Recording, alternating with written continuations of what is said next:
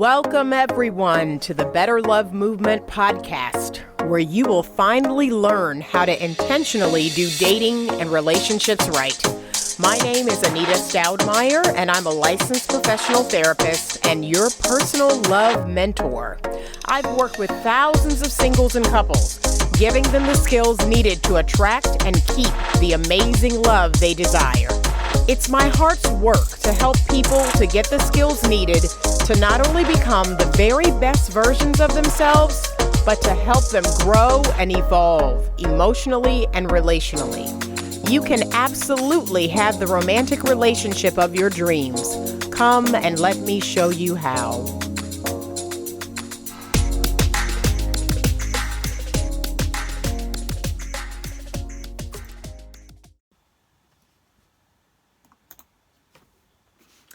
Hey everybody, this is Anita with Better Love Movement, and today we are in episode number 58.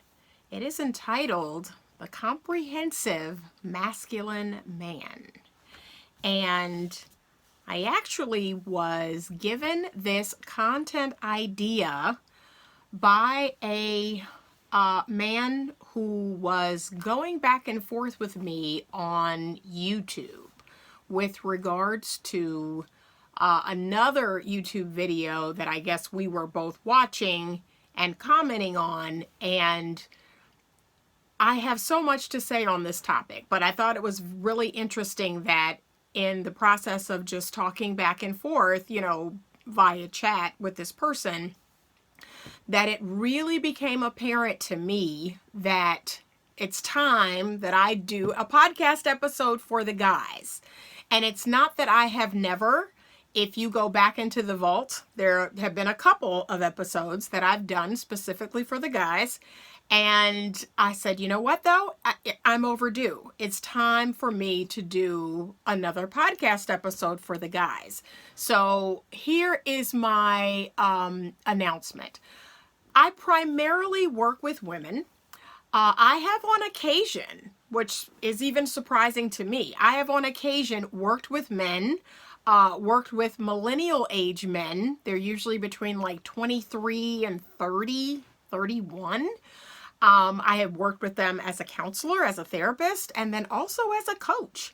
And I really enjoy my work with men because I know by the time men come into my office or call me or are coached by me, they are ripe and ready to learn. And there is nothing more exciting to a woman, to a feminine energy woman, than a man who wants to learn and grow and evolve as a man. That is incredibly attractive and exciting. So I am always thrilled to work with men. And especially men who are in that state where they're ready to grow and learn. They're ready to listen. They're ready to learn some new skills and some new tools and techniques so that they can have better relationships with women, and not just romantic relationships. I have men that I work with that they use these skills with their sister, with their mother, with their grandmother, with their aunts, and women at work. I mean, they're just using it all over the place, and they're having amazing success. So I'm going to let you know that today's episode, I had to do some research. I'm quite a nerd, and I really enjoy all things like tests and assessments, and I really enjoy all things research. I love the statistics and the numbers and all of that, and that's my thing. That's my jam. I'm really keen on making sure that not only am I giving you maybe my thoughts and my opinions, but I'm also giving you some factual stuff, right? That is just, these are studies that have been done. People that have been doing this work for 30, 40 years. I'm really big on John Guttman's work. And John Guttman has been doing work in relationship to couples and relationships for 40 years. 40 years of research, 40 years of clinical research, 3,000 couples that this man has worked with and has filmed and has audio taped and has gone over this research to determine what makes relationships work? What makes relationships healthy? What makes marriages long lasting? What are the couples that are married for 20, 30, 40, 50 years? What are they doing that 50% of the country is not? Because the divorce rate right now is 50%. So there's some good information here. And it's not just my opinion. It is some good clinical research and good information. So I'm going to link to some of it in the show notes. I want to link to an article that I'm going to talk at length about in this episode. And it is basically, it's from the Guttman.com website. They have a blog. And this article is all about emotionally intelligent husbands, that they're the key to long-lasting marriages. And this is something that I've kind of always known, but I'm going to talk a little bit about it today. So if I did not say it, I'm not sure if I did or not. This is episode number 58. It is entitled The Comprehensive Masculine Man. And gentlemen, it is going to give you something to chew on, some food for thought. Okay. And I am really, really interested in your responses. I'm really interested in what you have to say about some of the things that you're going to hear. But this is something that I have also noticed in my time on the planet with the people that I know, with the men that I know, that they're in healthy, long-lasting relationships, that Guttman was not wrong about this. Emotionally intelligent men are the key to long-lasting relationships, are the key to long-lasting marriages. And what's funny about this study is that he studied this in heterosexual couples and even homosexual couples, and the results were kind of the same, that the masculine energy man, okay, he develops these emotional intelligence skills so that not only can he be in that energy, but he can also be very, what I call comprehensive, very complete. So I'm going to shuffle some papers. I hope it doesn't make too much noise, but there was so much good research and information. I couldn't remember it all, so I had to take notes. I had to write things down. I had to print things out. That's how excited I am about this, and excited I am to share it with you. But guys, I really want you to listen to some of this, because here's what I have definitely seen in my 10, 15, 20 years of doing this, is that men, they are slow, much slower to learn than us. And they usually come in when it's kind of too late. Like, I don't know what that's about. I'm fascinated by it. And I've seen many videos on this anomaly about men that were made by men.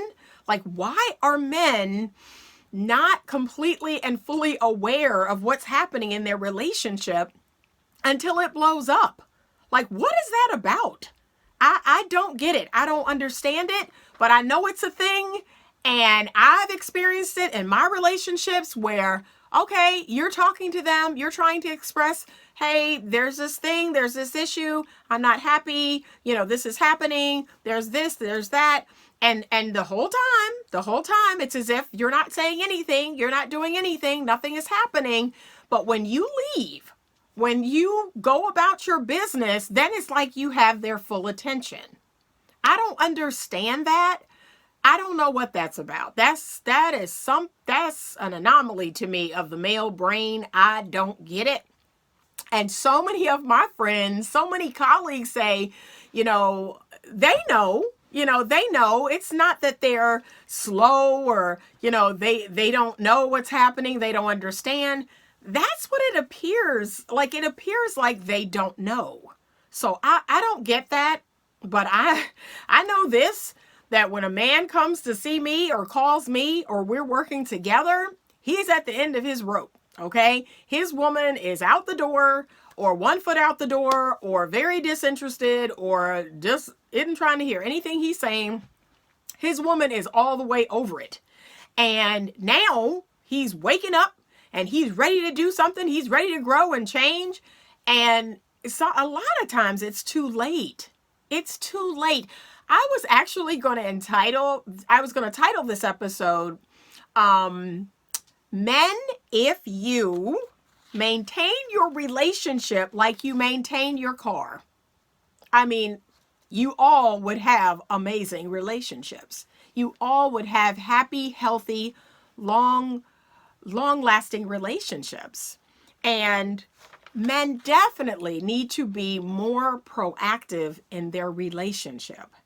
I don't know what it is about a man who gets into a relationship, and I have said this more times than not, relationships are voluntary. There's no law in our country that I'm aware of that says you have to be in a relationship, that you have to get married. You don't. And there are statistics now that are saying people are not getting married anymore. People are choosing not to get married or not to be in relationships. Like the percentage of people who are single now is like skyrocketing.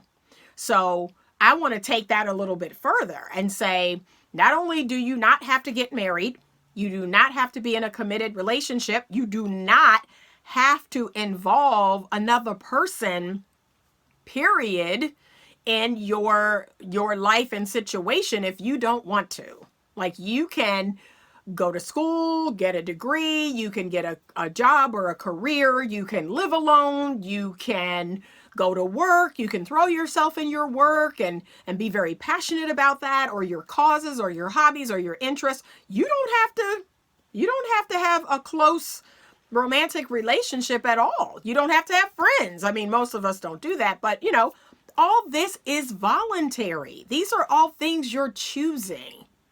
And my mind cannot fully understand why you would choose a relationship, a romantic relationship with a woman, and then get very comfortable in that, stop doing anything, just kind of take that other person for granted. Just, yeah, I'm in this, whatever, I'm going to do this, whatever. And then when the woman says, you know what, this is not satisfying, this is not fulfilling, this is not making me happy, this is not going anywhere, and all the other things, thousands of things that women say, and then all of a sudden she has your full attention, but usually by that time, it's too late. She's ready to move on. She's ready to go out into the world and find someone who's a better fit for her. And then men want to wake up. They want to realize, oh my gosh, I might have had something here. I might have had emotional support. I might have had domestic support. I might have had all these many benefits of being in a romantic relationship with a woman. I might have loved her. I might have actually cared about her. There are all these things, these great things about being with her that I obviously didn't realize before now. And oh my gosh, this is going away. And I don't want it to, but I don't have any choice in it now. So that has just always, I just don't know what to think about that. I don't understand it. Again, if you had a relationship similar with your woman as you do with your car, as you did with your job, as you did with other things that you're passionate about, your hobbies or your interests, where you are really intensely focused and passionate about that, then life would be amazing. But for some reason, I have seen this pattern where men will put their time and energy and effort toward everything but their relationship. They will put their time and effort towards their car, which is an inanimate object. It's a thing, and that thing gets washed. It gets the oil changed. It gets the tires rotated. It gets the smelling stuff in it, and the seats wiped down, and it gets waxed. I mean, it gets things, and it looks great, and it runs good. And I'm just like in awe. I'm like, okay, so you clearly can commit to doing something and doing it well because your car is amazing. You have it in you to commit to something. I'm just confused as to why it's not your romantic relationship. And I don't know. Another girlfriend of mine said, they take things for granted. Once they feel like they have it, they kind of, that whole toy thing where, okay, this toy is mine. I've played with it for a little while. It's not new. It's not interesting anymore. I'm going to either go off and play with some other toy or do something else. And only when they go to pick up that toy again or they can't find it do they freak out and go, wait a minute, where's this toy? What happened? Why can't I find this? This was one of the toys I really liked, and what's happening right now? So I will never understand why that is. I'm a dating and relationship coach, and I'm a therapist, but I'm also a woman, and I don't get it. Like, I do not get it. And I'm the type of person where if I don't have the time or the energy to really give my all to a healthy, happy, romantic relationship, I just don't do it. Like, I just don't get into one because I know nobody's forcing me to do it. There's no law that says I have to run out here and be in a relationship with someone and, do things with them. No, I don't have to. And depending on what else is going on in my life and what my life's priorities are, sometimes I don't. And a lot of you all are thinking, a lot of men are probably thinking right now, okay, well, we're doing this because of sex, right? We're all adults here. A lot of men are doing this in search of sex. So it's not even about having a serious, heartfelt relationship. It's about a sex partner. And for some guys, the more the merrier. For other guys, not so much. I've had other guys tell me, no, I don't want to, have sex with 5 or 6 women. I just want maybe 1 or 2 women that, I know them. I feel comfortable with them. I know what they're about, but yeah, I want to have access to sex. And that drive is much stronger in a man than in most women. And there are some women that are the exception to the rule, of course, but most women are not connecting with men on that purely physical, oh, I just am thinking about this all day, every time a guy walks by me, every time I smell a guy, oh my gosh, I just want to rip his clothes off and have sex with him. Most of us are not thinking that, right? And even the women out there that might have higher testosterone level than other women, like they do think about it, right? They think about it. They do see guys and they do find men attractive and they're like, he looks really good, but as a whole, that's something that, men and women are just different in that way. And, that's just what it is. It's not a big deal. But for men, I understand that it's a driving force for them. That is something that it's in their DNA. They must penetrate. They must spread their seed. They must do this. And it fulfills them. It makes them feel good and strong and, full of testosterone and all of that good stuff. So that's a huge part of it. I think that they are seeking, sex, if I can be so bold. I also think they're seeking some emotional connection. They're seeking some emotional connection from women that they can't get from other men. And this is heterosexual men that we're talking about. So if they're raised in a culture where it's not cool to express certain emotions or feelings with other men, they're going to look for other women in which to do that. And so that's a part of it too. So I wouldn't say all of it is sex. All of it is just, men are just horny all the time. They think about sex every minute of the day. Yeah, that is some men. But I think most men, they also have a need for an emotional connection. And women is how they do that. So whether that's women friends, whether that's their mother, their sisters, whether that's romantic partners, they need emotional support as well as sexual support, I guess, So yes, there's many reasons why. And I mean, men get bored. A lot of times men will date and go out with women because they're bored. Sometimes it is a friendly, she's a cool girl and, and sometimes I believe it's energy. All that yang energy really needs some yin energy. I know I feel that way sometimes. I hang around with women and talking to women, and I just feel like, man, I just need some yang energy in here. I just need a masculine energy man to show up and give his thoughts and opinions on something. I just need that. So as a feminine energy woman, I know for me, it's something that I crave. So that could be part of it too. I think energetically, men do crave that yin energy that women bring. So let's talk a little bit about the comprehensive masculine man. And so back to this, this conversation I was having with this man. He basically was stating that we were talking about feminine and masculine energy, and he was stating that feminism has ruined everyone. Feminism has ruined men. It's the reason why men can't be men, that women want men to be more like women, and this whole society is female driven, and it's ruining men, and a woman can't raise a man. All these single mothers are ruining young men. And so we have this influx of single mothers, and they don't know how to raise a boy into a man. Only a man can do that. So it was that kind of narrative. And to that, I want to say this. My hope, and maybe this is my rose-colored glasses, maybe this is just me being an incredibly wanting that whole utopian society thing.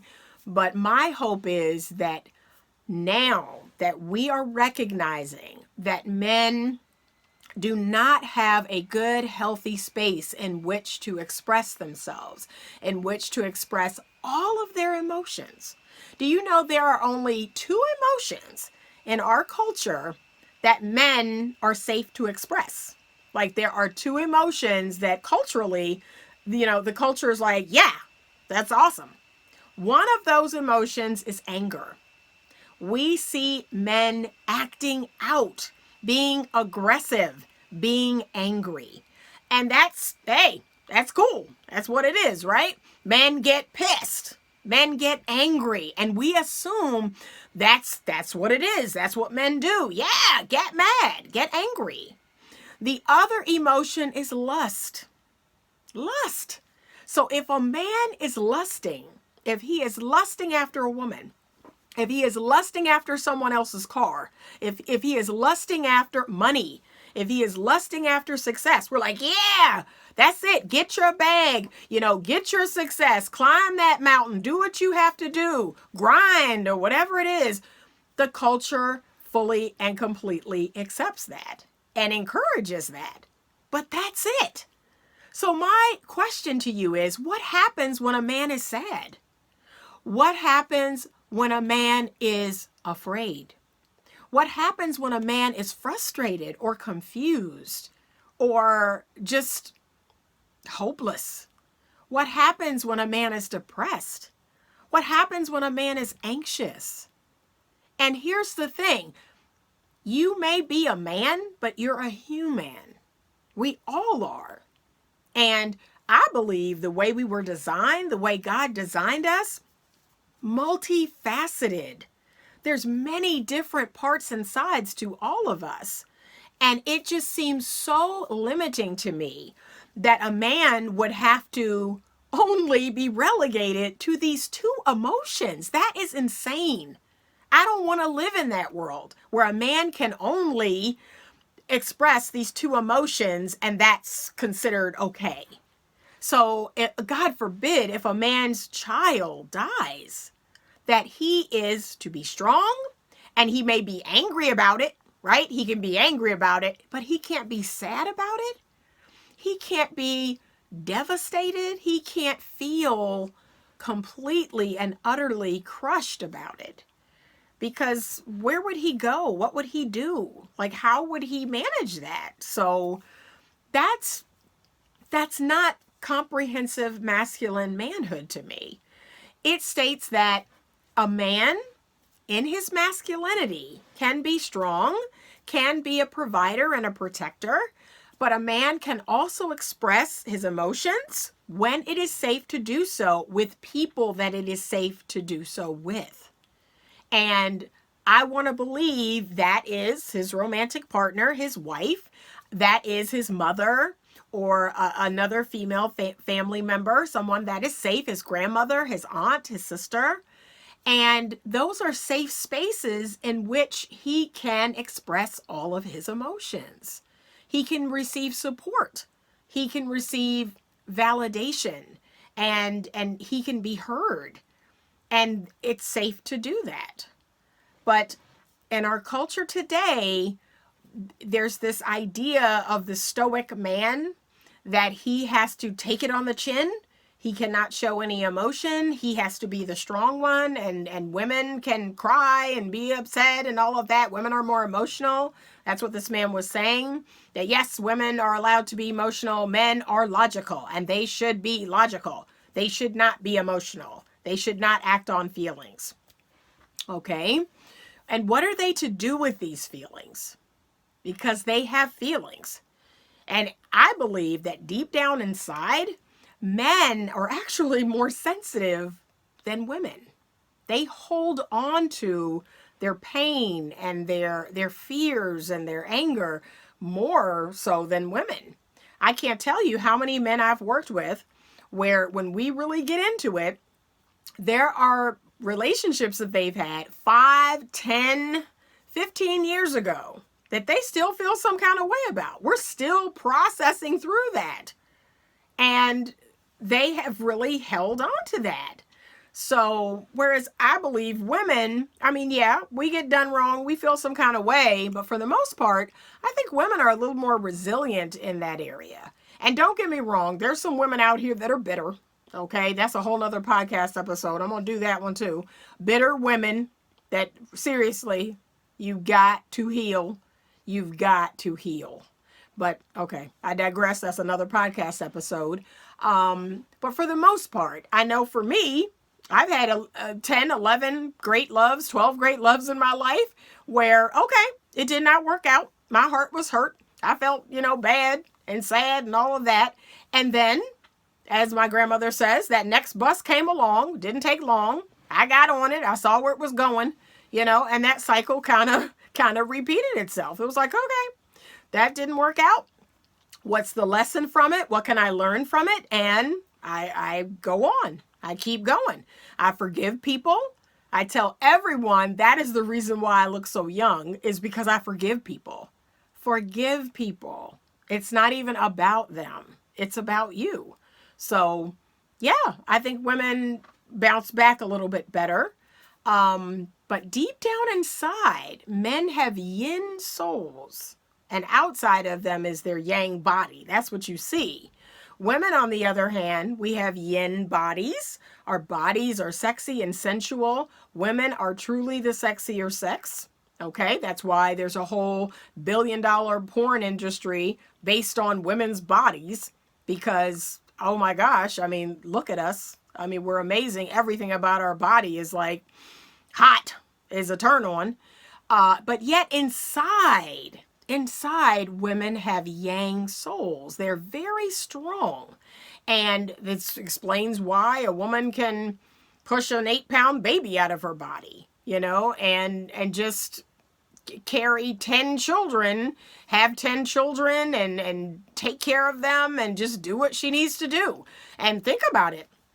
All the single women out here, all the single mothers, the single women who are mothers, and they have 2, 3, 4 kids, holding it down, working, taking care of their children, doing what they have to do. There are a lot of men out here that I don't know. I mean, there's a lot of single dads, but I don't know if as many men could do everything that a lot of single mothers do. It's a lot. So, yeah, I mean, there's some single dads. I know a few of them personally, but for the most part, women deep down inside, we have a strength. We have a resolve that says, get it done. Like, get it done. You don't have to like it. Just do it. Right?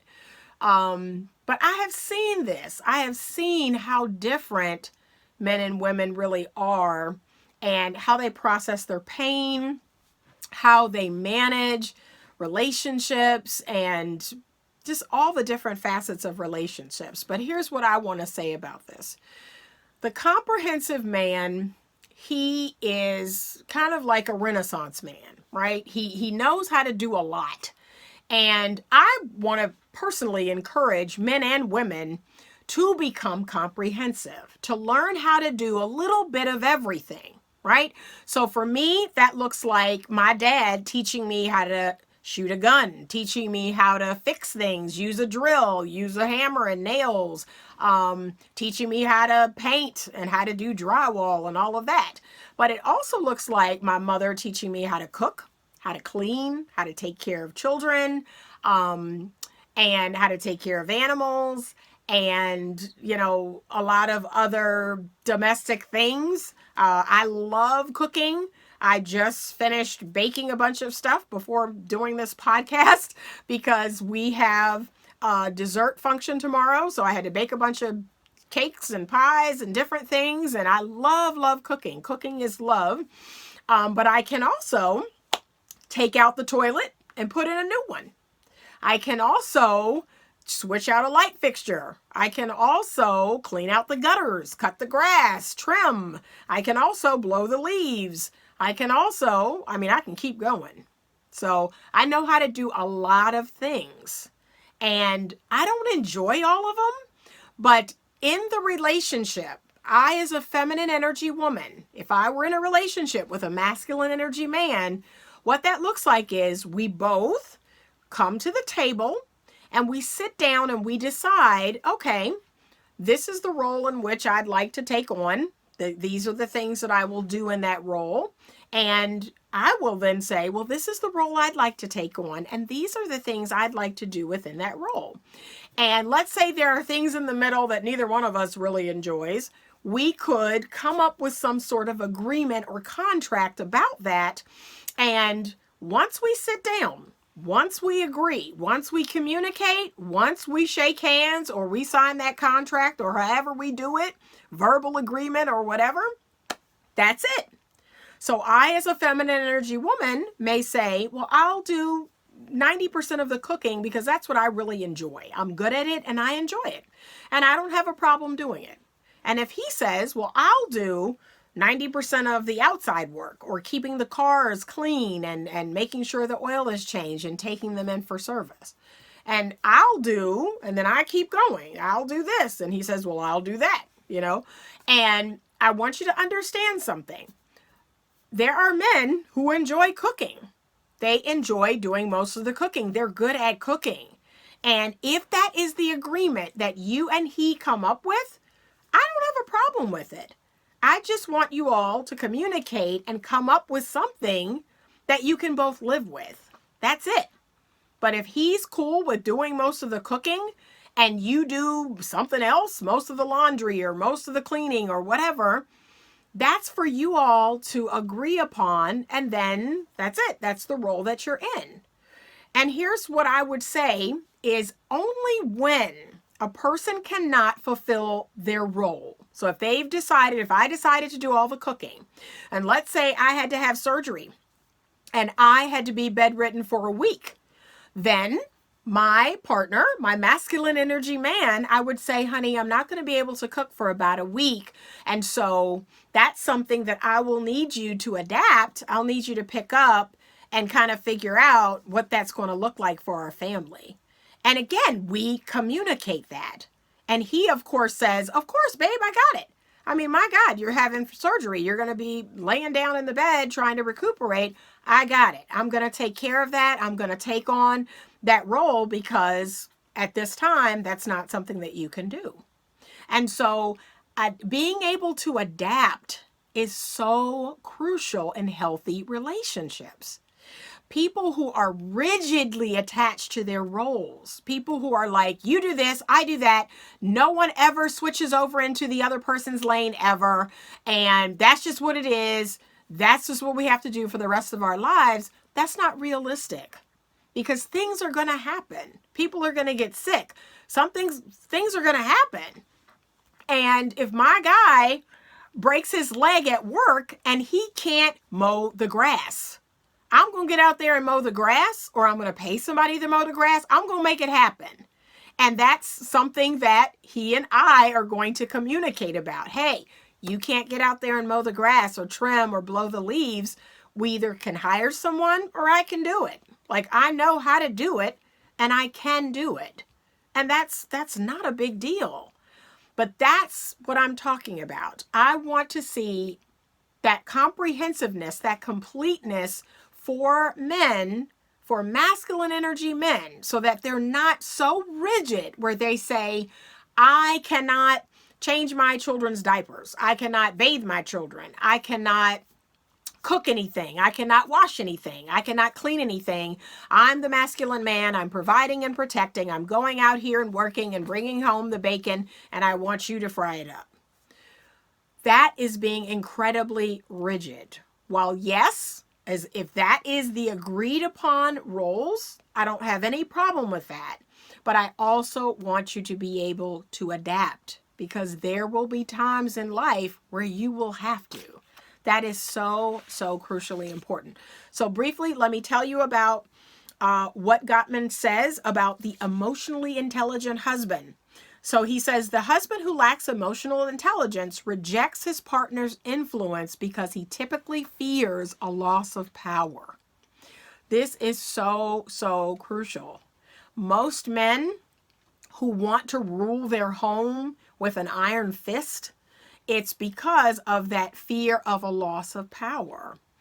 It says, and because he is unwilling to accept influence from his wife, he will not be influential with his wife, and that dynamic will result in gridlock.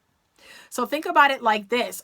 A man who is a good, healthy leader, he is able to lead in such a way that says, I'll go first. He has a plan. But if he comes to a place where he is not familiar with where he is or what's happening, a good leader will ask the people that he's leading, hey, I have come to this fork in the road. None of this looks familiar. Do you know anything about this? Do you know where we are? Do you know what we could do next? How do you feel about this? And he accepts people's feedback. He accepts his wife's influence. He cares about how she feels about what's happening. And if she has thoughts and ideas, especially if he's asking, he is willing to listen to those thoughts and ideas. That is so important. Okay, so it says, on the other hand, the emotionally intelligent husband is interested in his partner's emotions because he honors and respects her. While this husband may not express his emotions in the same way his partner does, he will learn how to better connect with her by listening to her and validating her perspective, understanding her needs, and expressing empathy.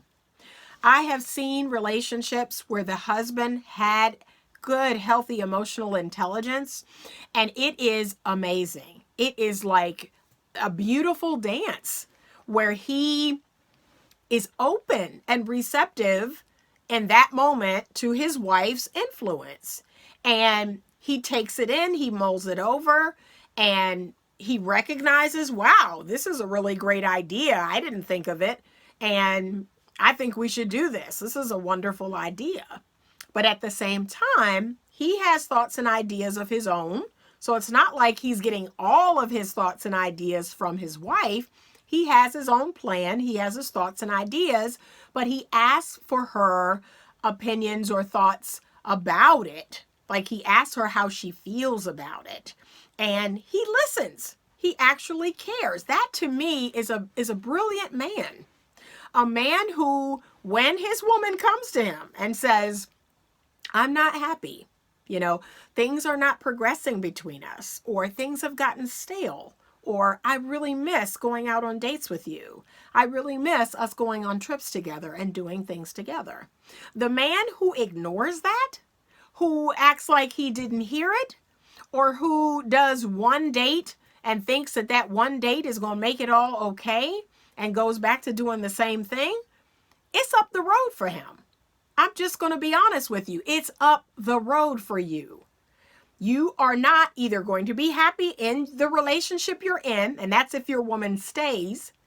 If she does not stay, you're going to wake up real fast to what you had, and how great it was, and now it's gone.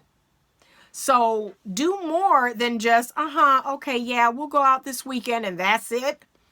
Really listen.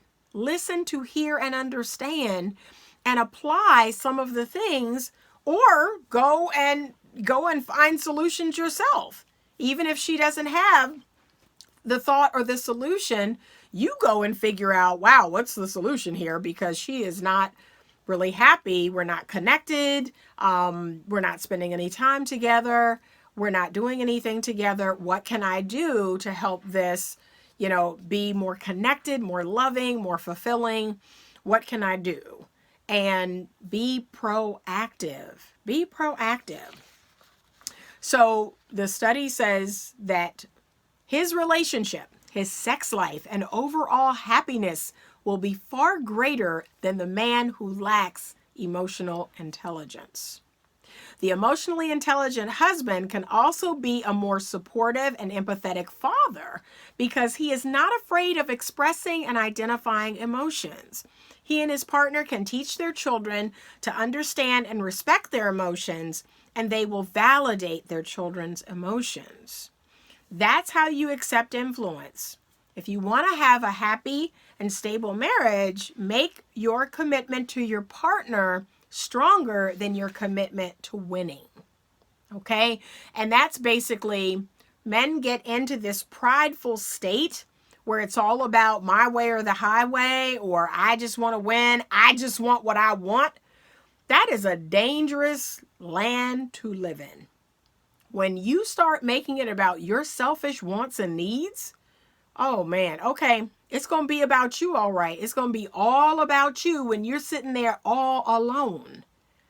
That is the key to relationships. There are two living, breathing people in them.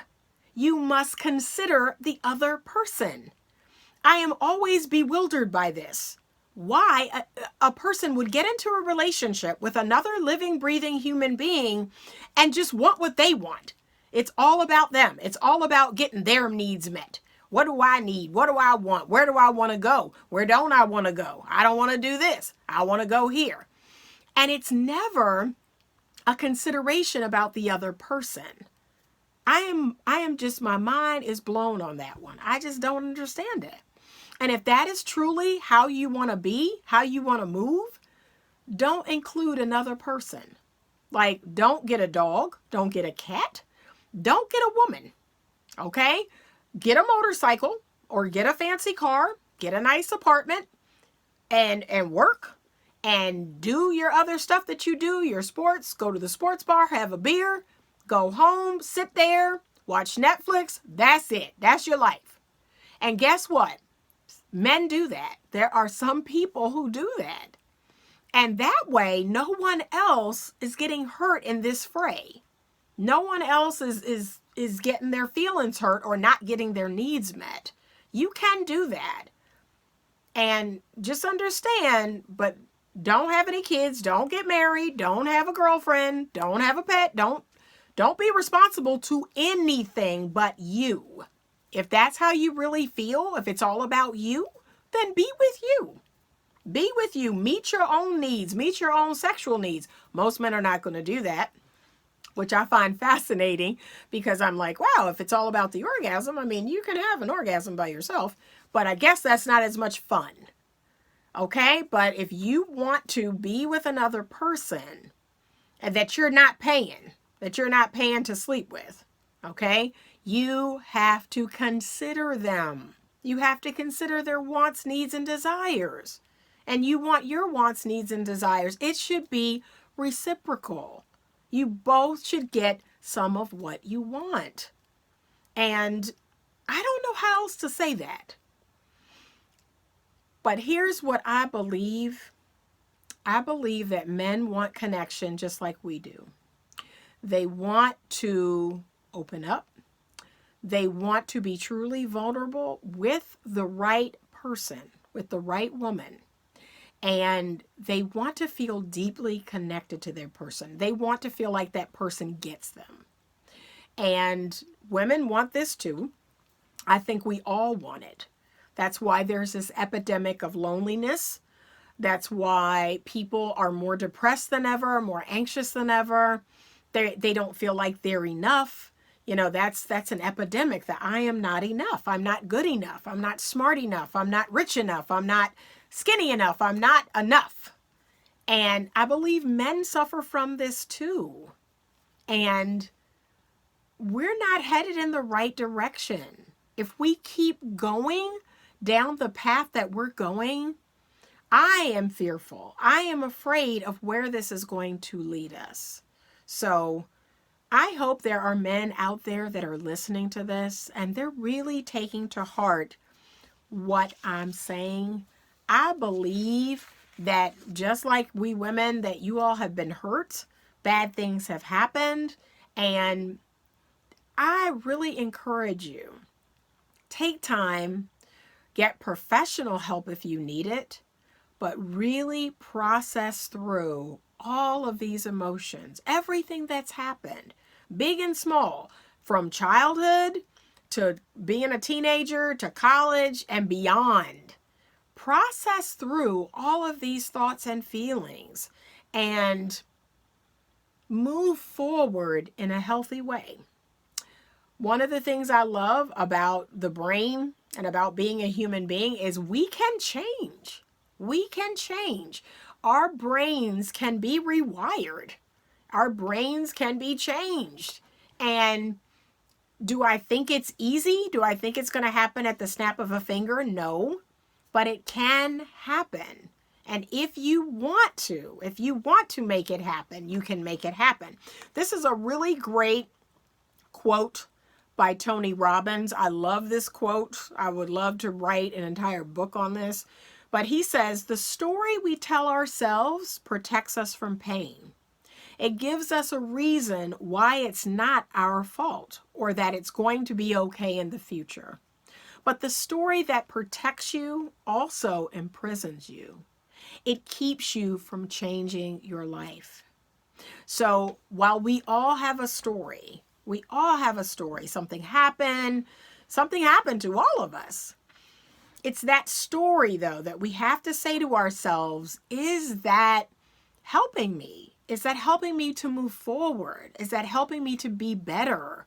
And can I lay that story down? Can I tell a new story, a different story? That's what I would love for a lot of men out there who've been through a lot. Heal, tell a different story, and grow and evolve. There are better days. The best is yet to come if you really, really believe that. But that has to be something you are actively doing something about. Healing is not going to fall on you. It will take time. It will take work. I say that as a therapist all the time. The two things people need to heal and grow is time and work. And that's you being intentional, reading books, listening to podcasts, and going to see a therapist, talking it out, learning new techniques and tools and skills, and figuring out you. I have so many clients right now that I'm giving them assessments and just helping them to figure out who they are. And we're working on that emotional intelligence. And remember, the emotional intelligence is first we have to go inside of ourselves. And then after we do that, we go outside of ourselves and we develop empathy for other people and we get a feel for other people's emotions. But first, we have to know about our own emotions. We have to manage our own emotions in a healthy way. Then we can go outside of ourselves. But go on this journey. Go on this journey and really learn about yourself, really learn about your strengths and your weaknesses. And ask yourself, are these things that are benefiting me? Are they helping me or are they hurting me? Is this something that I want to lay down? Does this belief that I have, does it support me in having the life I want to have? These are questions I ask myself all the time, and I make adjustments as necessary. And so I'm asking you, masculine man, if you want to be a truly healthy, comprehensive masculine man, you will do the work necessary and take the time necessary to really grow into the best version of yourself that you can be. And when you do that, everyone around you benefits. Your children, the women in your life, your friends, everybody in your life benefits from that new and better you. So don't be afraid to go on that journey. And it can be scary. It can be scary to unpack some of our stuff. It can be scary to look at some of our shortcomings. But the whole intention behind reflecting on that is not to make you feel bad. It's not to make you feel ashamed or to blame you or to make you feel bad. It's so that you can grow. It's so that you can heal and do better and become better for you and everyone around you. So, men, you are the key. You are the key to a healthy, happy, long-standing relationship. I've seen it. All of my friends that have been married 20, 30 years, it's the guy. It's the guy who is listening and who is really allowing his woman to influence him. It's the man who is really in touch with how he feels and what he thinks, and then he can go outside of himself and apply that to his woman. And just the other day, I was being driven by an Uber, and that gentleman said, yeah, I was going through a lot with my lady years ago. I was unfaithful. I was doing some stuff I shouldn't be doing. And a friend of mine talked to me, and he helped me to see that it was me. I needed to change. I needed to grow. And when I did that, me and my lady's relationship got better. He's like, now it is the best it's ever been. I'm really happy. I'm not going anywhere. And I was blown away by that conversation. I was like, wow, I wish more men would come to this epiphany like you did. That's amazing. And this was a younger guy. He was like, yeah, it was me. I needed to change my mindset. I needed to change my thinking. I needed to open myself up to allowing her, a space and a thought in all of this. I need to really, open myself up. And I just thought, wow, that's impressive. I wish so many men could hear that. And his relationship got better. Isn't that amazing? His relationship got better. And so I want to offer that up, gentlemen. I believe you can do it. I believe the man leads and guides the home.